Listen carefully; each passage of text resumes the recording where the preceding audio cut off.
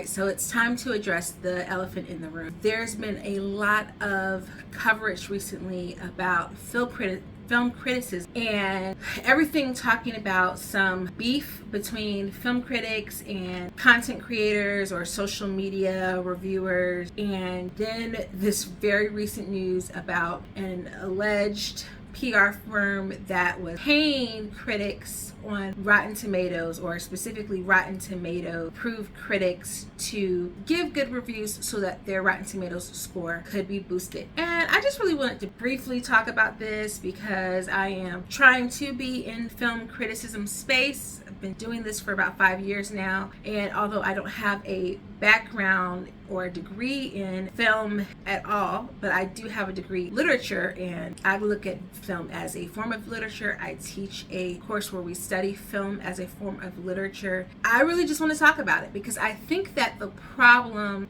isn't just with Rotten Tomatoes. It's not just film critics against social media content creators who do things like cosplay and give their takes on things. It's really with all of us, and it really stems back to this really important topic about media literacy. First and foremost, we have to just go ahead and say film is a form of literature, and in most cases, literally in almost every, right, there's the creation of some print text, a script. Sometimes those scripts are adapted from novels, and sometimes they're not, but there's always some type of book that is then read and performed by actors on screen. We get a film. And so the idea of analyzing film, analyzing what we see on screen as a form of literature, but then also trying to conjecture about what we see the director doing, what choices the director making by lifting that text off of the page and onto screen. Everything from cinematography to score and sound, all of those things add into our movie going experience. Now, I don't even remember when,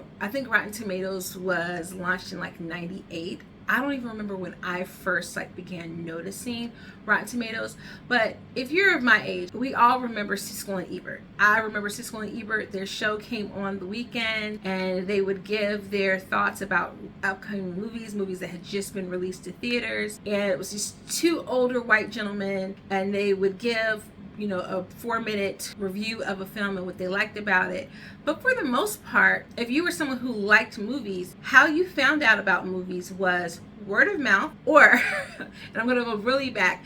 I don't know if anybody remembers The Weekender, or maybe this was just I don't think it was just a Fayetteville thing, but I feel like maybe it was just a Fayetteville. But we would get this Weekender, which is basically the weekend entertainment guide for what was happening in the city, across the state, even a couple of things nationwide, like maybe shows that were premiering on Broadway or things like that.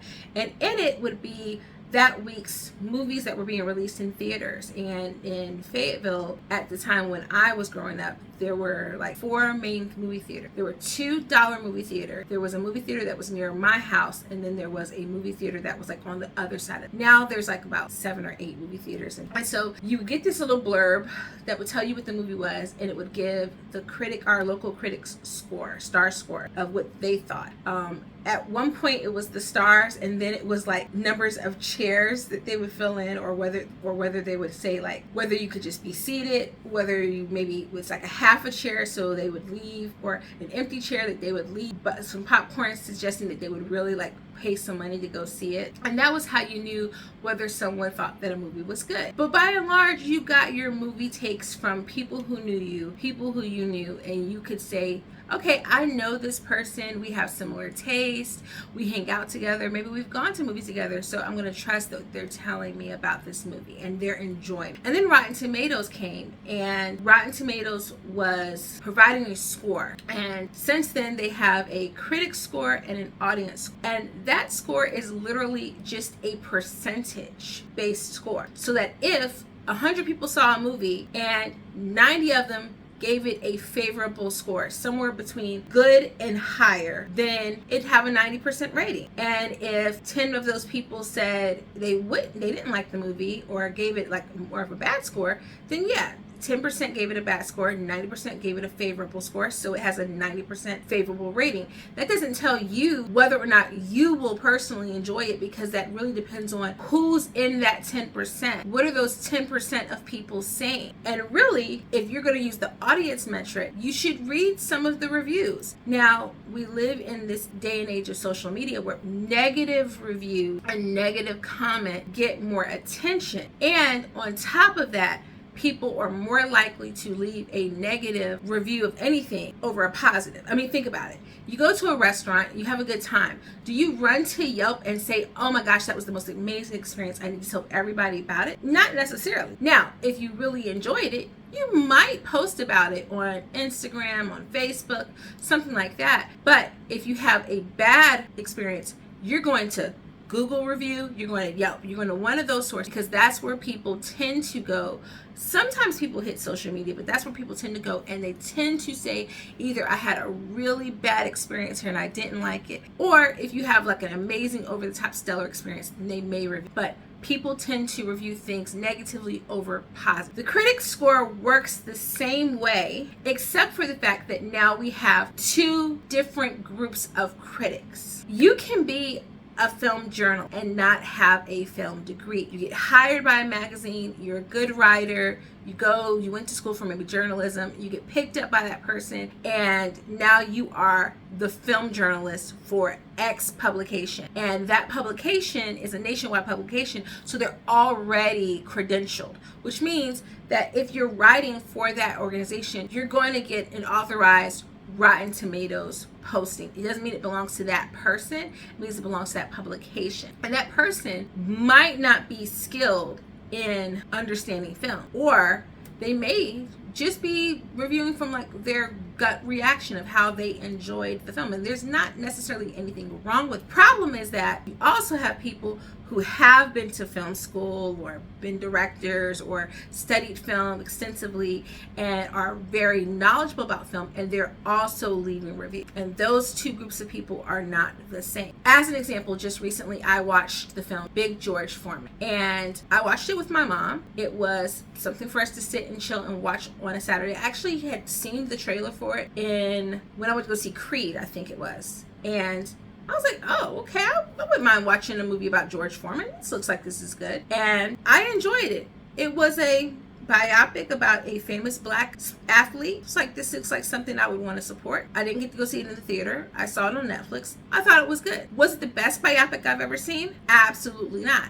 Is it something that I would expect to be nominated for an Oscar? Absolutely not. Were there Oscar-winning performances in that film? Absolutely not. Did it feel like a made-for-TV biopic? Absolutely not. It felt like a mid-level, middle-of-the-road, hits all of the tick marks of what you would expect a biopic to have type of film. And it did a competent job. Nobody in that film was overtly horrible. There were problems with the script, but it wasn't majorly flawed.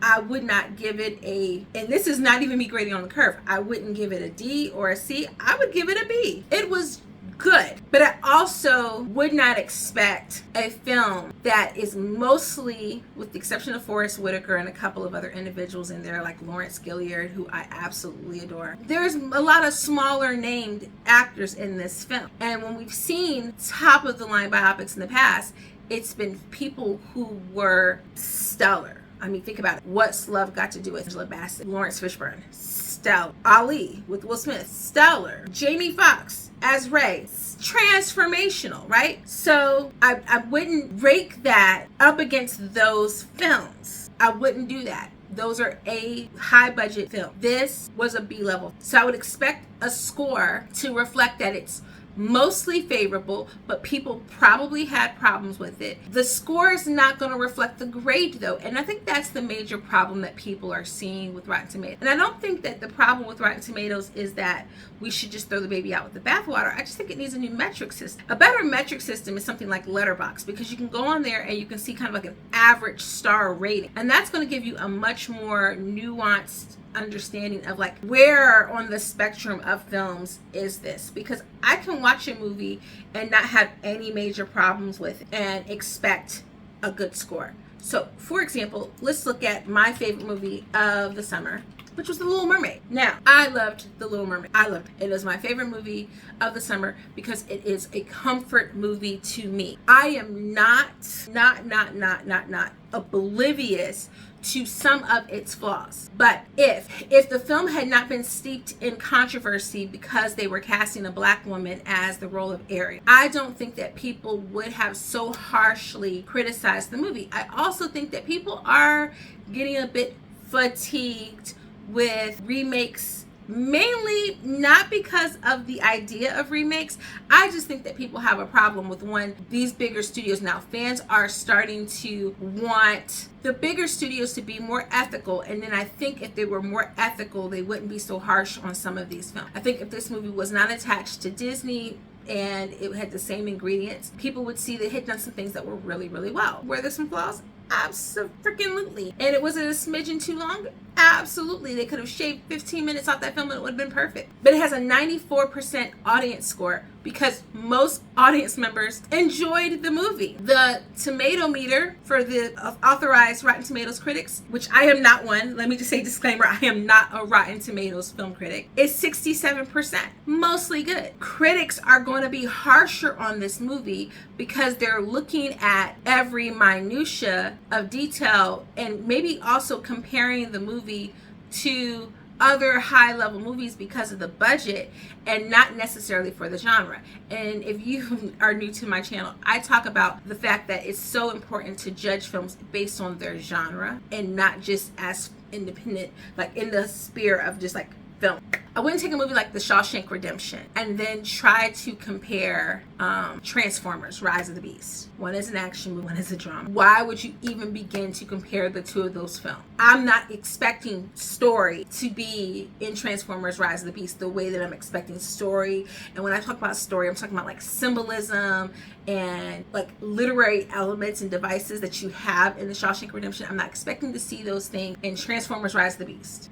In Transformers Rise of the Beast, I'm expecting to see stuff blow up, explode, people running, people screaming, awesome, amazing, loud music, adrenaline pumping, all of those things. And with Shawshank Redemption, you're going to get emotion and like high level acting and like just all of the literary things that you're not necessarily going to Rise of the Beast. So as I land this plane, I think that one, it's not fair for us as audience members to perhaps be so harsh on a metric system that is not really geared to what we think it should. But what I will say is this, I do think that it's really important for us to return to like knowing critics, having critics that we trust and we know and we've sat with and we understand, hey, your taste is like my taste, and so you're someone who I'll listen to because we have similar tastes. Find out who you have similar taste to.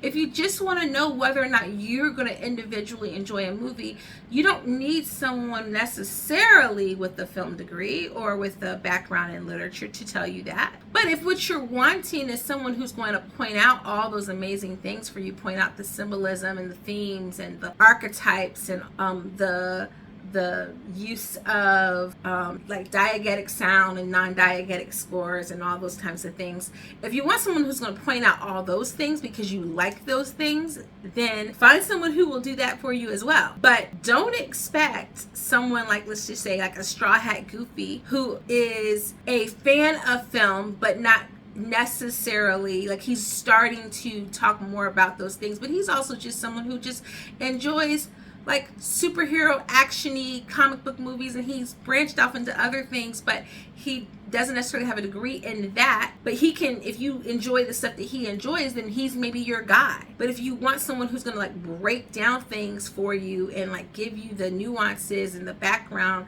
and things like that, find the person who's going to do that. When you go on something like a Rotten Tomato, really all you can do is see, did it get a splat or did it get a tomato? And don't worry so much about the score. And if you really want to know whether you're going to enjoy something, try something like Letterboxd. It's much better in terms of that. You'll get that. We have to stop treating film critics like they're the enemy, but we also have to stop deifying them as well. So basically, we just need balance. That's really what it is. And we need some better media literacy. So like kind of go back to what you learned in school whenever you were learning about literature. That's probably going to help you. One of the criticisms that I heard about Nope was, lack of plot. And I'm like, no, there's a plot. There's exposition where we meet the characters and we find out the inciting incident that has led to their conflict, which is that both they're about to lose their farm because this alien killed their dad. Sorry for the spoiler there. There's rising action where they have to figure out how to survive the alien and also still get money to save their farm. There's the climax where they encounter the alien and try to get a picture of it so that they can save their farm but also survive. There's the rising act or falling action, and then there's the resolution where we find out if they managed to get the money shot so that they can save their farm. There's a plot.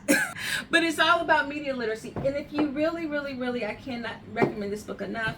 If you really want to know more about like how to read movies, I really love this book right here.